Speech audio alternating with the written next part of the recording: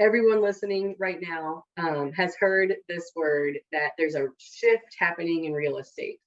And I keep hearing it. I keep hearing it. I have my clients calling. Should we wait to sell our house?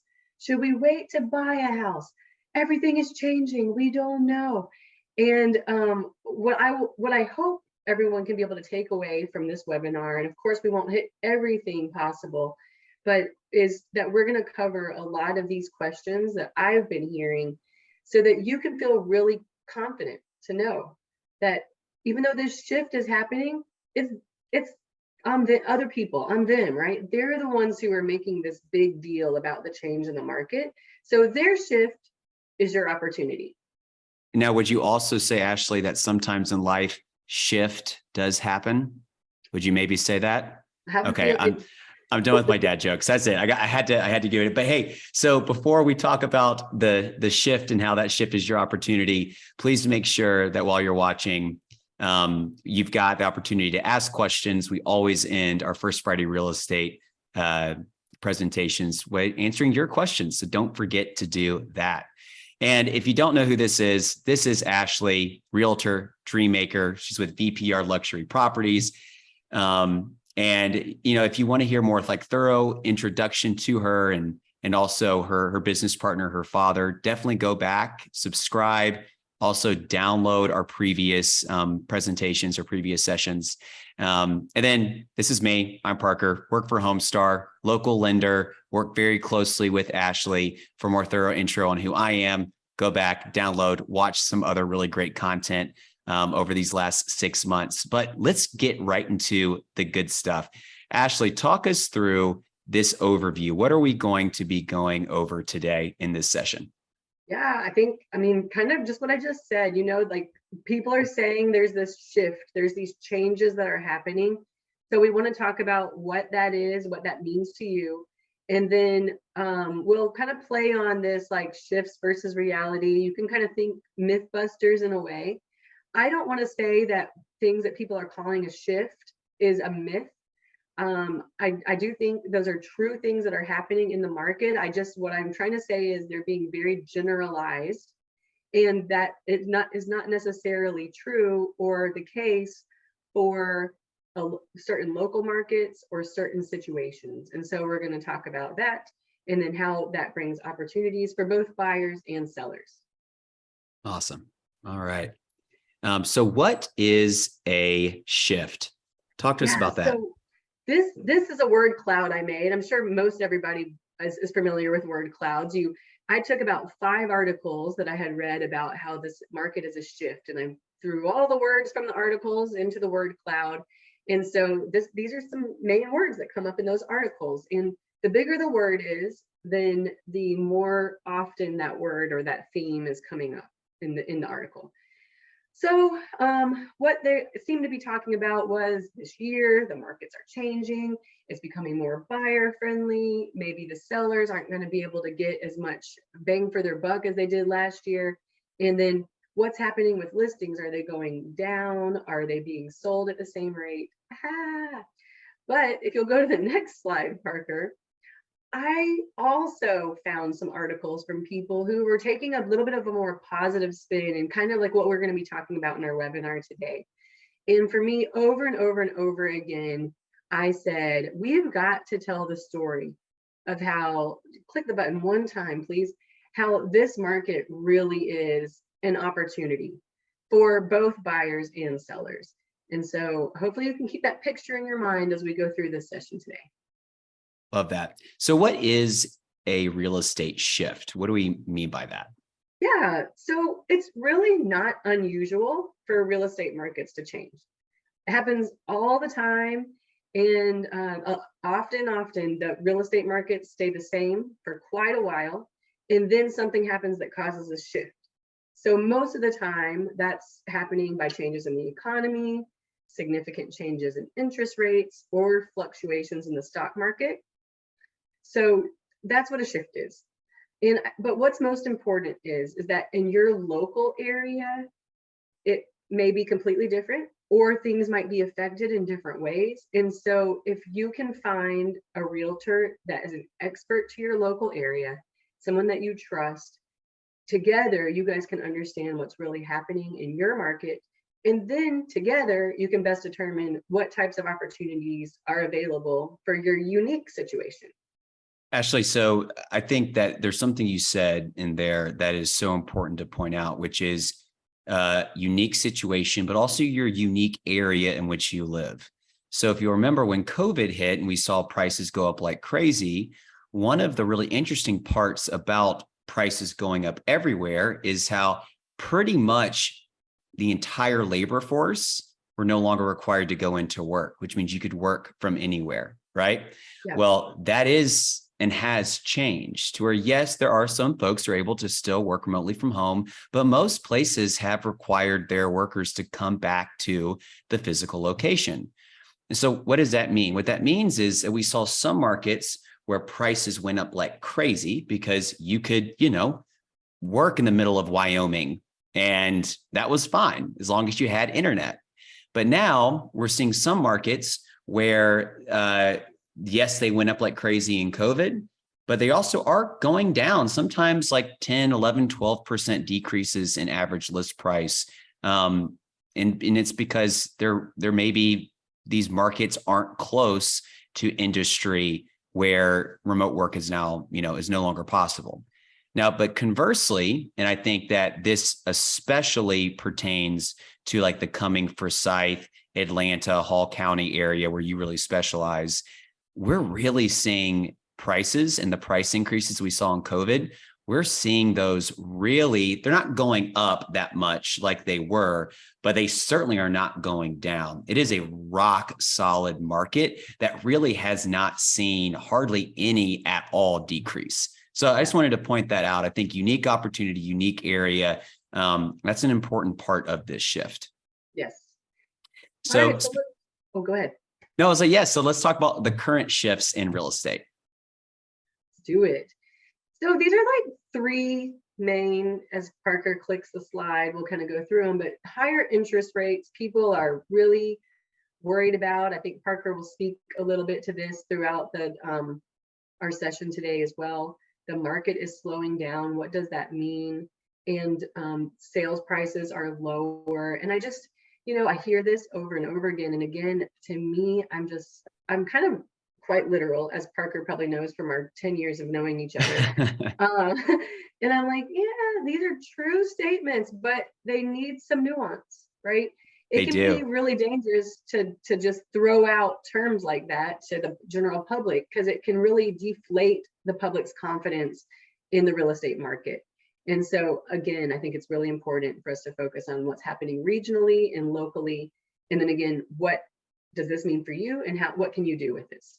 Right. And also too, I mean, it's all about context, right? To where if you're comparing prices at every store to what those prices were during Black Friday after Thanksgiving, then, well, everything's going to be at a higher price, right? But then if you actually think, like, is that a realistic expectation? Should we be comparing things to Black Friday? I'm using obviously a metaphor here. And the answer is, of course not. So just because, yes, these are true statements. Like you said, you're a literal person, Ashley. Love that about you. These are true statements, but they're true in comparison to a once in a generation lifetime event, which was COVID, the pandemic.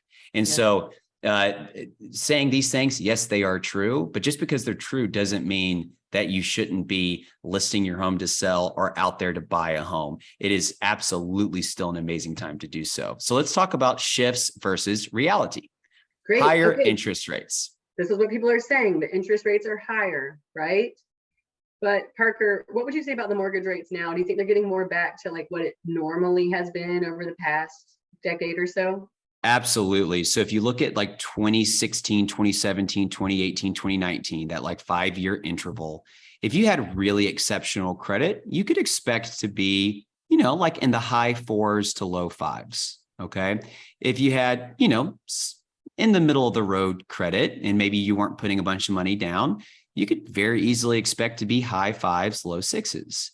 So we're still a little bit higher than that, but we're now approaching 7 consecutive weeks of rates going down little by little. This has everything to do with inflation. There's something called the CPI, Consumer Performance Index. It's a really important report. It's what the Fed looks at before they make their decision on their rate. By the way, the Fed's interest rate and mortgage rates, they are not the same thing. All right. So inflation is what we want to look at. And here's the good news. The Fed, because they've been aggressively raising their rate, that has cooled down inflation. And so the CPI, Consumer Performance Index, it's showing that inflation is starting to creep back down. Now we're still, inflation is still too high, but it's certainly not increasing. It's starting to decrease. And so every time we see the Consumer Performance Index, aka inflation, go down, mortgage rates will continue to go down with it. And why is that? Well, mortgage rates are packaged and sold on Wall Street as mortgage-backed securities that have a fixed rate of return.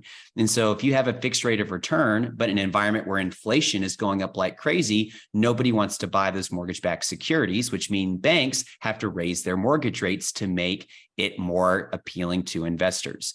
So that's a really long-winded way of saying we are getting back to normal. I would argue that if you've got really strong credit, you'll probably get the rate that you would have gotten in like 2018, 2019. And let me tell you, nobody was complaining about rates in 2018 and 2019 because even today at our rates, if you look at the history of mortgage rates, actually not even the history, just going back to 1969 to today, rates where they are now are still in the bottom 15% of lowest of all time.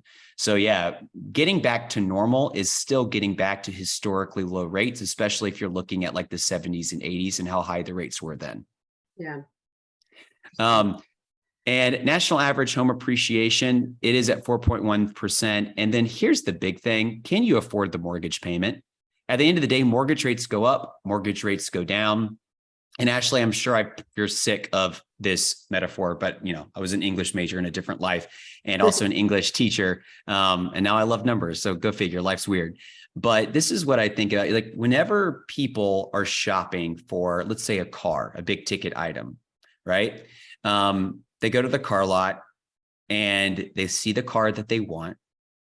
Are they going to go up to the car dealer and say, excuse me, ma'am, excuse me, sir, what's the interest rate on the loan I'm going to get to buy this car?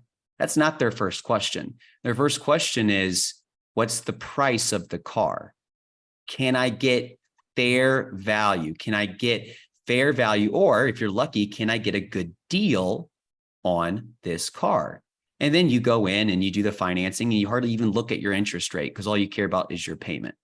And yet when we're trying to buy a house, we don't think oftentimes, what fair value can I pay for this house? We get so obsessed over this interest rate and we get obsessed because we're like, oh my gosh, it's going to be 30 years I'm going to be paying on this. When in reality, very few people stay in their home for 30 years. And in even more reality, the people who do stay in their home for 30 years are going to be refinancing, AKA lowering their rate, refinancing on average every 5 to 7 years. And so for me, yes, a low interest rate is great. But what's more important is one, can I afford my monthly mortgage payment? At the end of the day, whatever the interest rate is, can you make that payment every month? And then two, am I overpaying for this house or am I paying the fair market value for it?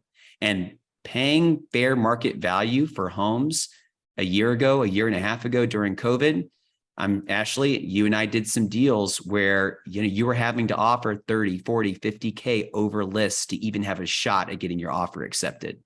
So, when we say higher interest rates, I would hope that people are looking at higher interest rates within the context of what you and I just talked about. Do you have anything to add? I know that was a lot, but that's like my soapbox I feel like every day to somebody. Yeah, I think the next 2 points kind of hit what you were saying too, Parker. And I think the key is that I like to, when I'm working with buyers, to know up front, like, again, connect them with a great lender partner who I know is going to be able to work well with my clients, because what is the mortgage payment that you can afford and that you want to afford, right? Like, how much do you want to pay each month for a house? Maybe I can afford $5,000 a month, but maybe I only want to pay.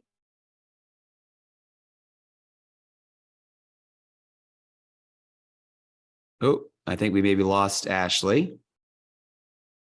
Oh no, Ashley, I think we lost you. All right, Ashley, if we did lose you, I'm gonna keep going through this. But when we're also thinking about higher mortgage rates, and let me see if I can't get Ashley to come back. Ashley, can you hear me? Are you there? Hello?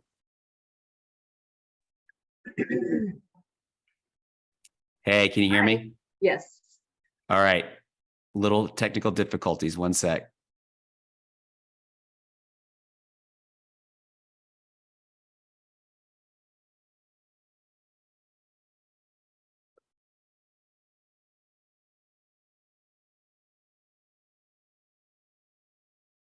All right. Can you see me? Can you hear me? You were frozen for a long time. All right. You were frozen for a long time. So I'm not sure.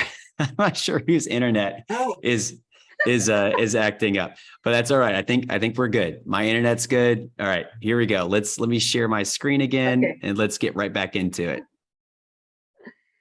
Life's fun. All right. Let me. Oh, while Parker's doing that, on the slide right before this, and you don't have to go back to that, Parker. What I was saying was that the big question from any client who's concerned about the high interest rates is, should I buy a house or should I buy my next house, right? I already own a home. Should I sell this one and move to another one because I'm upsizing with my family, or I need whatever, or I've been renting, or I've been living with my parents. Is it time for me to buy? And so in the next couple of slides, we're going to talk through a scenario relatively quickly, because we've addressed this in other webinars too.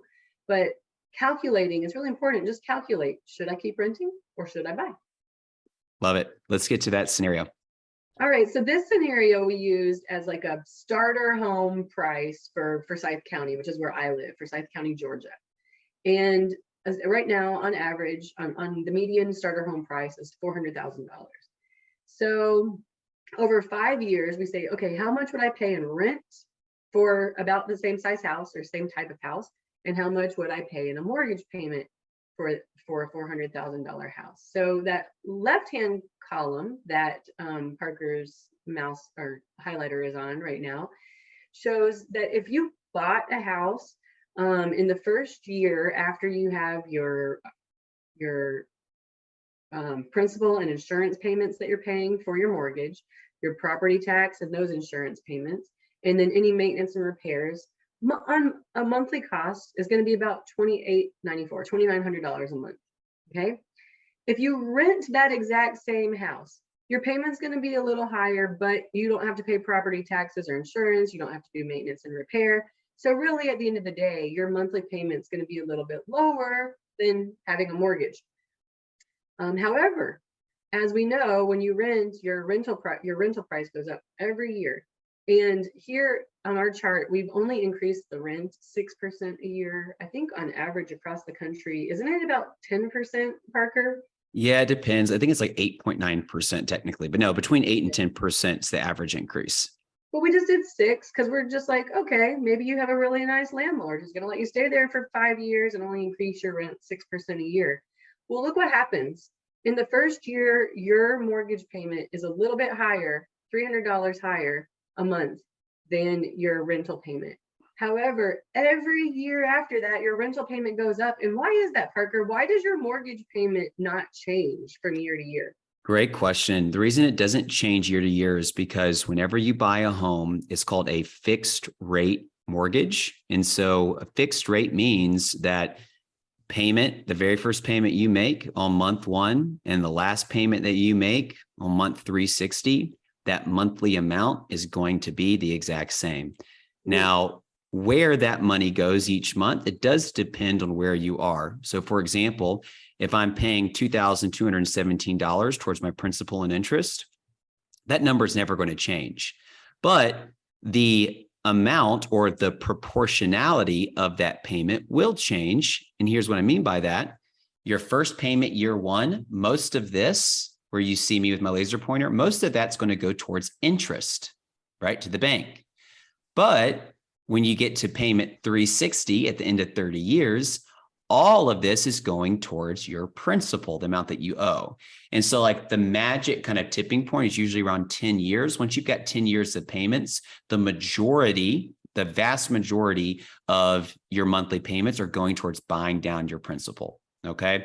But no, the check that you write every month does not go up with the mortgage versus with rent. It's probably going to change significantly every single year.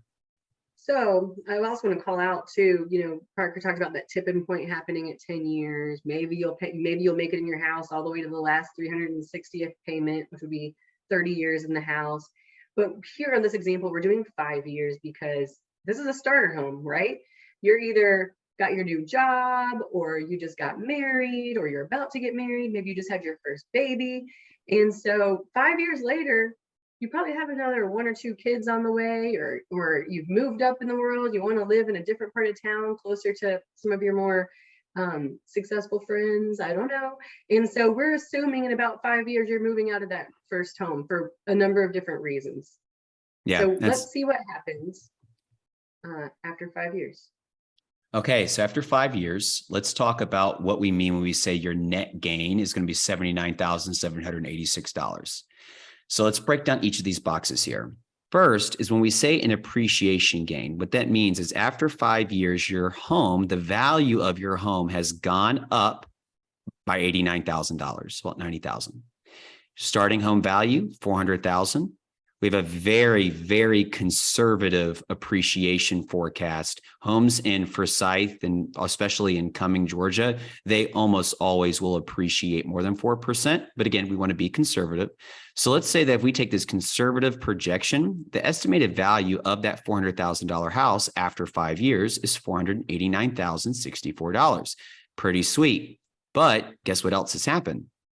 Is over those 5 years, this amortization gain, that's a fancy way of saying you have paid off your loan by $23,986. Your principal has decreased that much. So your original loan amount was $360,000. Your remaining principal balance after 5 years is $336,014. Now let's say that you're ready to sell that home. Well, if you're ready to sell the home, usually the cost to sell is going to be 6%.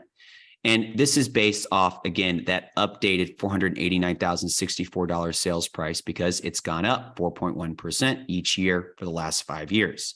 So our net gain, and I keep saying net because it's not your total gain, it's your net gain. Your net gain for buying a home after just 5 years is essentially $80,000. But the amount of money that you're actually walking away with in your pocket, ready to invest in a new home, or maybe put in the market, or just but cash out into $1 bills and just put it on your table and then cheers to it. Whatever you want to do with that $90,000, it's even more than that. And I'm going to go to the next slide and let Ashley talk about this number right here. Yeah. So what you would walk away with if you sold your house at the closing table, you'd have a check for almost $110,000, $109,786 in this exact example. And that's because that first time you bought your house, you did put down a 10% down payment, which was $40,000. So you get that money back, plus what you have put into your mortgage payment, principal that you've earned, the equity you've earned in your home, and then plus that how your house is appreciated over the last 5 years.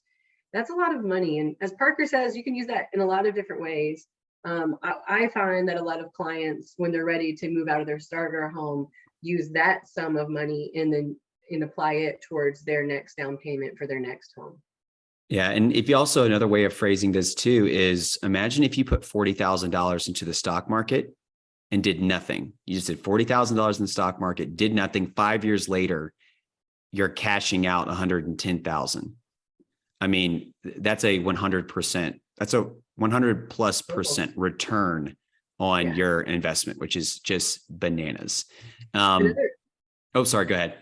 Oh, sure. I mean, I think a lot of people might struggle to put down that $40,000 down payment as a starter home.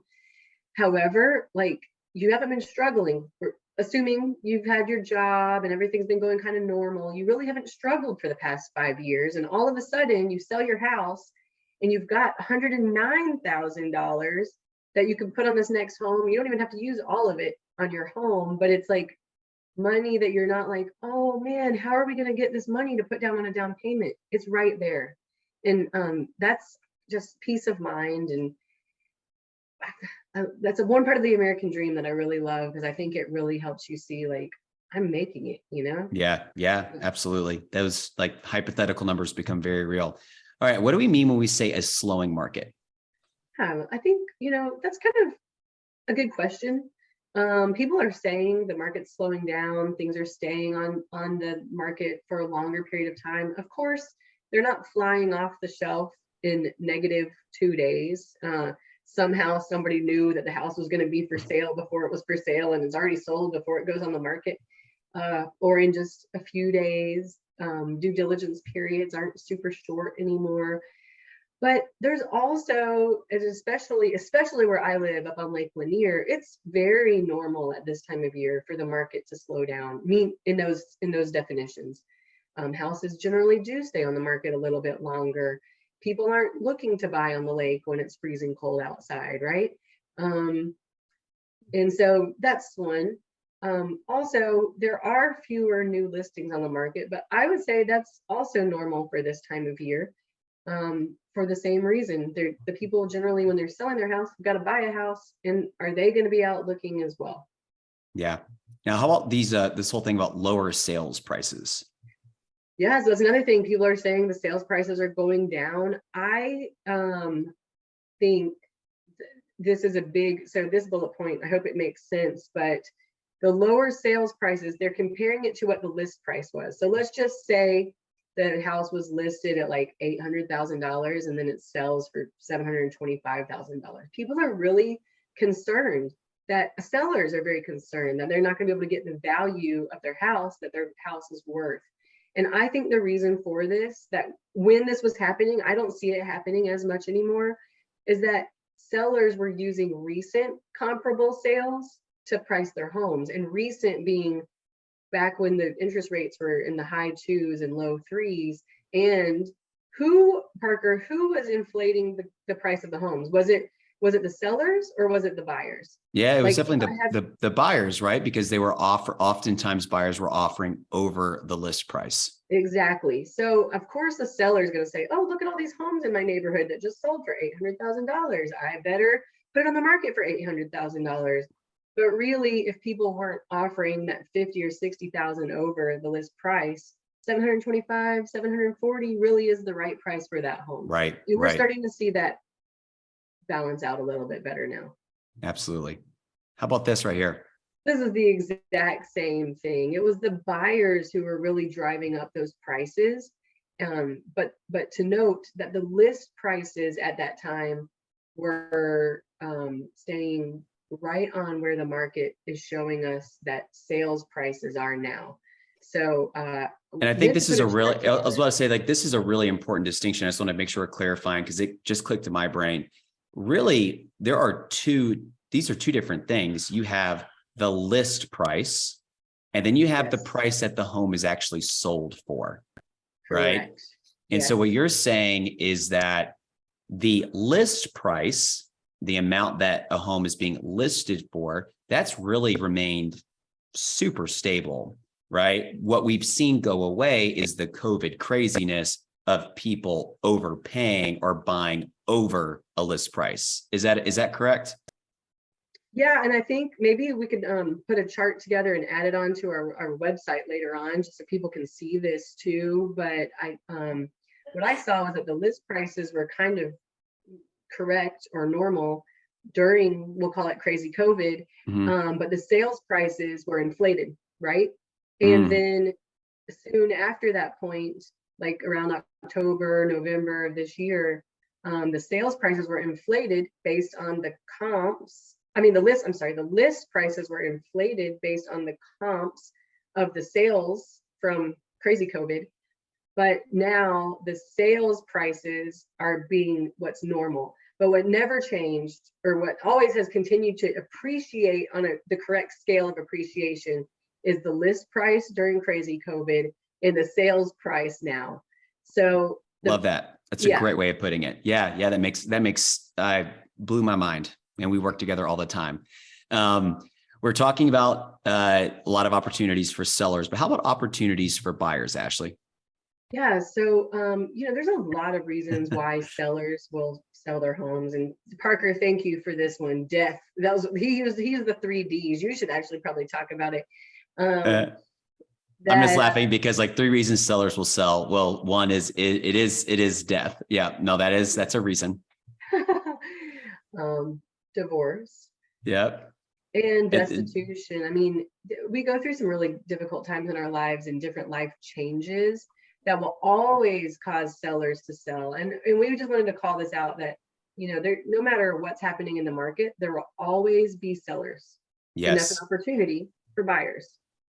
And just so you know, if you are somebody thinking to sell your house, we are not wishing death, divorce, or destitution on you at all. I think one other piece of context too is this is our first Friday real estate session in January, the dead of winter, which is typically a very slow market. And so oftentimes if you do see new listings, they're not always going to be these 3 things, but it's more likely that they would be these 3 things versus if you see new listings in late spring, summer, which is kind of when most people want to sell their house because, school is out, it's nice weather. So that's some more context on death, divorce, and destitution. But those 3 things will always be there. Death and taxes, Yeah.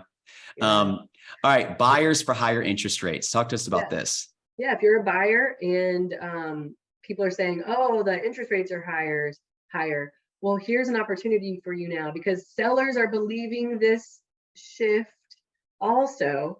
Many of them are providing concessions. And so they're doing different things. Sometimes they'll buy down your rate. Let's say your rate is a 6.25 and you're like, oh, I just really want a 4.25% rate. Well, they'll pay that down to the 4.25 for 1 year, go up to 5.25 the next year, and then up to 6.25 the next year. Is that how that works, Parker? Yeah, that's a 2-1 buy down. That's definitely one option they can do. Or they can permanently buy it down so that your forever note rate is lower than it otherwise would have been.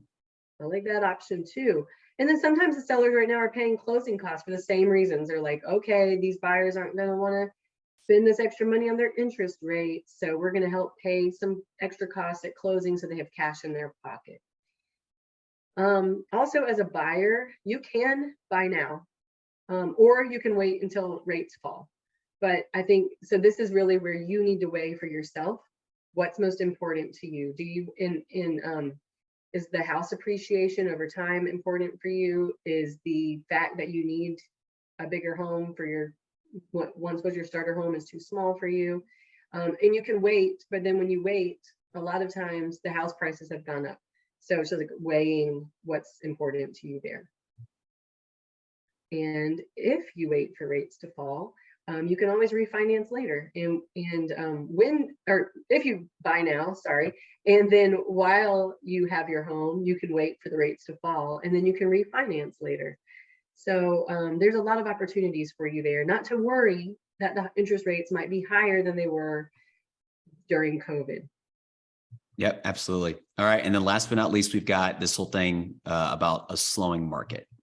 Yeah, for buyers, you now know that you can put a fair and a competitive offer on a house and actually have a chance of getting it. You don't have to overbid. You don't have to tell them they don't have to do any repairs, no matter what you find in the inspection. This is a really great time for you, because the sellers with this, they know that they might have to wait a while to sell their house. So if you put a strong offer on a house, even early on while it's on the market, I think most sellers are going to jump on a strong offer rather than hold off and wait for other offers that might take a month to get to them. Awesome. Lastly, as a buyer, the sales prices are lower. But again, we kind of talked about that, where the prices were list price versus sales price, and then sales price versus list price, where we are now. Again, it's more important that you feel confident now that your home purchase is going to be at a fair market value. All right. And now opportunities for sellers. What are 3 reasons that buyers will now buy? Okay, same concept, right? There's always going to be people who are buying, growing families, or even downsizing. Um, if you lived in a big house and now you need a smaller one. Yeah. Relocations, people are getting relocated all the time, even though we're able to work from home.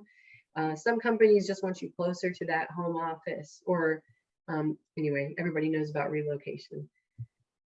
And then the last time is we always are going to have first time home buyers in who are looking to buy, who don't want to rent anymore. So sellers do not despair, because there are many reasons why buyers will buy, but these are 3 reasons they will. Yep, nothing to add there. You'll always have buyers who fit in these 3 categories, regardless what the market's doing. All right, talk about higher interest rates. Okay, so sellers, again, this is what you're hearing. Oh, the interest rates are higher, so you're not gonna have as many buyers. Well, actually, what that means for you is that you're gonna have fewer unqualified buyers, right? During COVID, there were so many buyers who would not have really been able to pay that mortgage payment or get qualified, but they were just getting quick pre-qualifications and turning in offers. So you're going to have people who are actually serious about buying your house and have shown that they and have the time to show that they've got the financial backing to do it. And you're really in the driver's seat. I mean, it's your house you're selling. So if you've got the time and if you've got the patience, then you can give and take as much as you need and want to be able to make this transaction work for you, work for your family, and then even hopefully work for the buyer as well. All right, slowing market. Okay, so people are saying it's a slowing market, but remember, people are still buying houses. You can still get market value and likely top dollar for your home if your home is still like move-in ready and has the aspects that people are looking for. And even though there are fewer new listings, or because there's fewer new listings, it still could suggest we're still in a seller's market, because if there's fewer new listings, then but there are the buyers out there, then potentially you still are again in the driver's seat, similar to what we talked about on that last slide. Good old-fashioned supply and demand. Yes. Okay, and then when people say lower sales prices, you can be confident as long as you have a good realtor who has run numbers with you and looked at your plan of action of how you're going to get your house sold, you are not losing value in your home when selling in today's market. Love it. Talk to us about this graph right here. This is fascinating to me. Yeah, this is an example of how you're not losing value, at least not in Greater Atlanta or Forsyth County. So Parker, when would you say the interest rate, the mortgage interest rates went up so much that people like stopped putting in loan applications and stuff like this? Yeah, it really was late October, early November is when we started to see a real dip in applications. Okay, great. So we could have shown you data from a lot of like the whole year. We could have shown you data from like a quarter, but we decided to show you data from December because this is a month that we know that where the interest rates were, we know people's mindsets and about this shift and everything, right?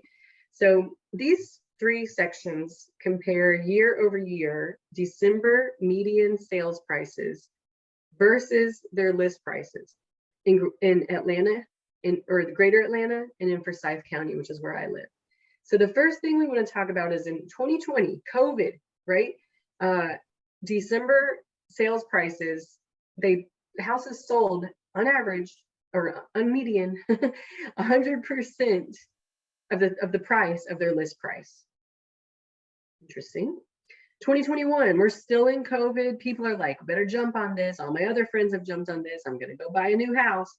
And so that's really where we saw even more overbidding. It looks like, especially in Forsyth County, on average, the median sales price was 100.5% higher than the list price. So not much difference, but still there was a change from 2020. Now here we are, in the interest rates, the mortgage interest rates have gone up.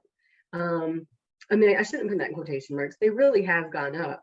But as we can see, and maybe it has impacted the sales price, but I would argue, or actually the data shows us that it's because the list price is inflated at this point. However, still, let's say you sold let's go in our mind back to that original example of you bought your house for 400,000. Now you're going to be selling it for 490,000, I think it was, after the 4.1% appreciation over 5 years. So you put it on the market for $500,000, and 98.6% of that $500,000 is still getting you to your value of what your home has appreciated for. Yeah. And one thing I was thinking about is it's kind of like if anybody watching this likes to gamble, if you're in Vegas and you're playing blackjack and you're way up, right? You're like, oh my gosh, I'm on a hot streak. And then you lose one hand, you lose two hands, and you're like, you know what? I'm going to go ahead and cash out. Right. So yes, technically you could have made a little bit more money if you hadn't had those two losing hands, but you're still way, way up, right? Overall. And that's kind of where I get a little frustrated with sellers because, and I'm just going to be honest with you, if you're a seller and you're still sitting on the fence, here's the good news. The good news is that the value of your home, all that equity that you got during the COVID craziness, it's really not going to go away. It's really going to kind of stay where it's at. But if you're expecting after inflation cools down for the value of your home to go up 20% each year, like it did in COVID, then that'll never happen. Like it's just not going to. So what I'm trying to say is you're already up, right? Like you're sitting at the blackjack table. You've done incredibly well. And sure, you could have made a little bit of more money if you hadn't played those two hands, but you did. And you know what? That's okay because you've made a ton of money.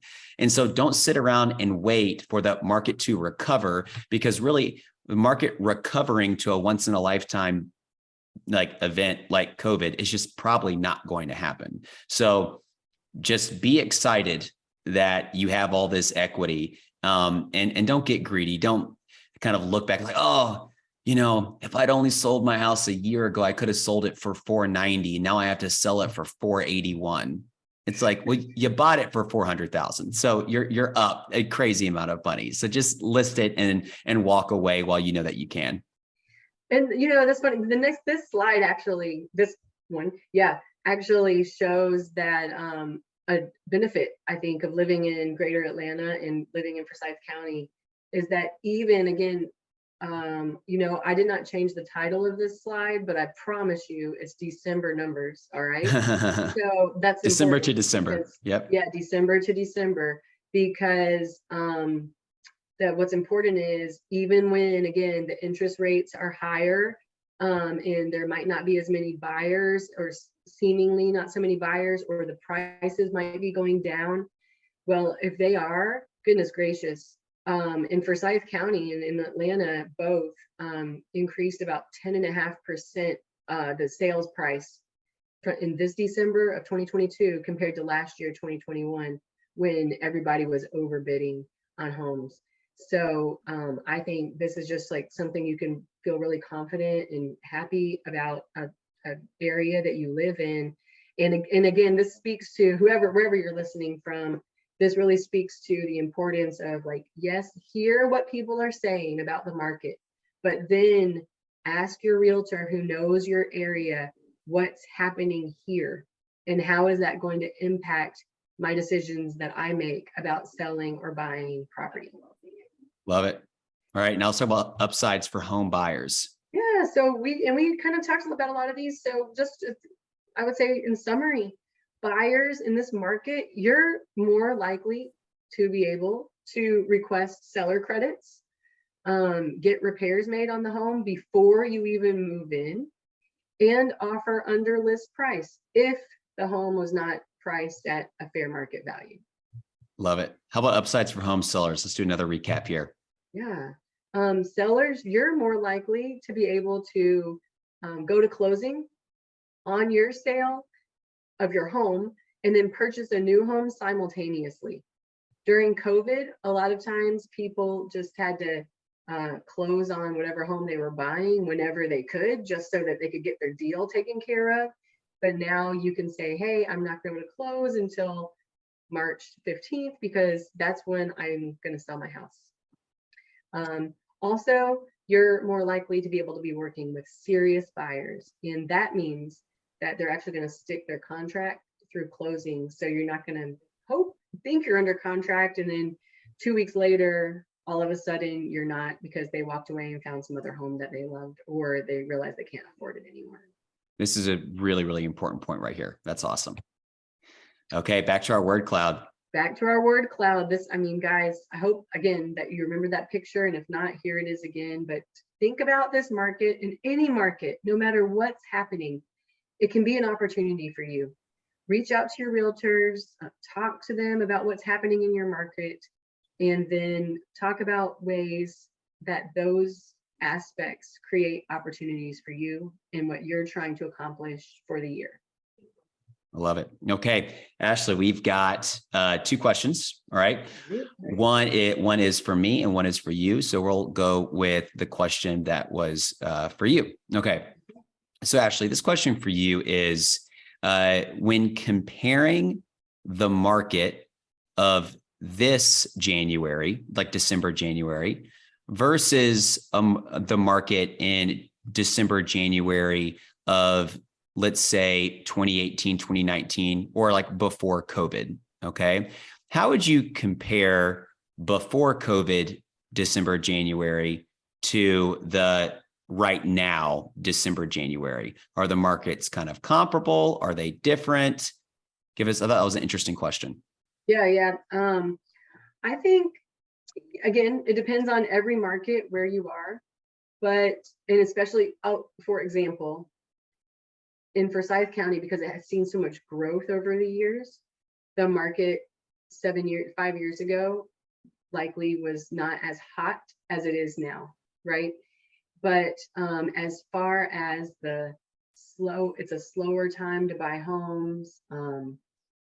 I think the main difference, the market is, the question about the market or the mindset? The market. Yeah. No, so not in mindset, just like the market. So if we were to take I think one way of summarizing this question is take COVID out of the picture, right? Sure. Like Yeah. let's compare January of 2019 to January of 2023. Like how comparable would those two markets be? That is a question I have no clue. And I do not want to just throw out answers that I don't know, but I would guess that it's really comparable as far as days, the amount of days on market, something stays before it's sold, the amounts of buyers that are out there, the amounts of how often new listings are coming out. And there is a really great way I can run that data. So afterwards, Parker, if you'll share who asked that question with me, Yeah. I'll make sure to run that data for them and get the information. Awesome. Perfect. Yeah. All right. And then this next question is for me. So, and I'm going to summarize this one as well. Is there an advantage to aggressively buying down your interest rate when buying now, or should we wait to refinance? If we wait to refinance, how long will we need to wait until it actually makes sense to do so? All right. So really, really good question.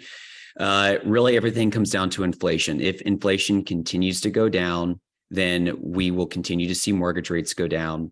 So if we kind of continue the pace in which rates are going down, I would say that in about a year's time, we will be to where if you have really, really good credit, you could probably count on having an interest rate in the 4s, probably the mid to high 4s. If you don't have the greatest credit in the world, being at like a 6 flat, maybe in the 5s. So how does that answer your question? Well, if you should really only refinance if you're going to improve your interest rate by at least 1 percentage point. Okay. So right now, if you are aggressively buying down your rate to, let's say, a 5%, okay, well, you may not ever, which is going to cost you a lot of money, by the way. But if you do that, we may never get to a place to where sub 4s. I hope maybe one day, but that might be tough. That being said, let's say that you're at a 6.5, maybe even a 7 flat. Well, am, if I'm in your shoes and I'm at a 7 flat or a 6.5, I am not going to spend any money on buying down my rate, because the way that the rates are going, in a year's time, you'll be able to get probably a 5.5, maybe even a 6 flat for free. Now I say for free, like there are costs to refinancing, but it's not money out of your pocket. The costs are just rolled into your new loan amount.